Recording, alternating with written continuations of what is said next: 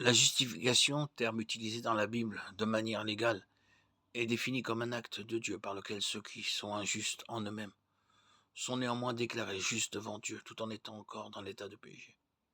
La justification est une délivrance de la peine du péché et une action passée pour tous les croyants accomplis par Christ à la croix. Paul résume le concept de justification. Ainsi donc, comme par une seule transgression, le péché d'Adam, la condamnation s'est étendue à tous les hommes d'eux-mêmes, par un seul acte de justice. Le sacrifice de Jésus sur la croix, la justification qui donne la vie, s'est étendu à tous les hommes. Romains 5, 18. En revanche, la sanctification n'est pas l'acte de Dieu déclarant une personne juste, c'est plutôt le processus continu par lequel Dieu rend réellement une personne juste. La sanctification est la délivrance du pouvoir du péché et un processus présent et continu par lequel les croyants deviennent semblables à Christ, accompli par la puissance et la présence du Saint-Esprit. La sanctification représente la victoire du croyant sur la chair.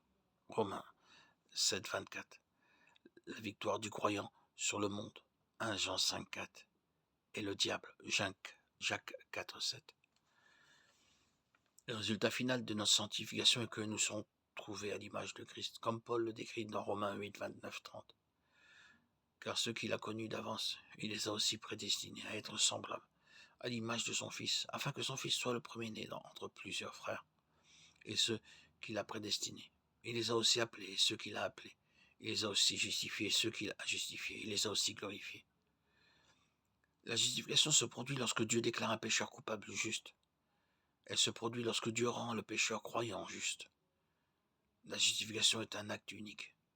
La sanctification est un processus continu. La justification nous libère de la peine du péché. La sanctification nous libère de la puissance du péché. La justification et la sanctification sont toutes deux des aspects de notre salut éternel. Hébreux 5, 9. La sanctification est la volonté de Dieu pour nous. 1 Thessaloniciens 4, 3. Le mot sanctification est lié au mot saint. Les deux mots ont à voir avec la sainteté. Sanctifier quelque chose, c'est le mettre à part pour un usage particulier. Sanctifier une personne, c'est la rendre sainte.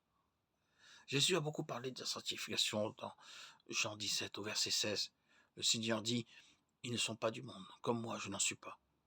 Et cela précède sa demande. Sanctifie-les par la vérité, ta parole est la vérité. Dans la théologie chrétienne, la sanctification est un état de séparation avec Dieu. Tous les croyants entrent dans cet état lorsqu'ils naissent de Dieu.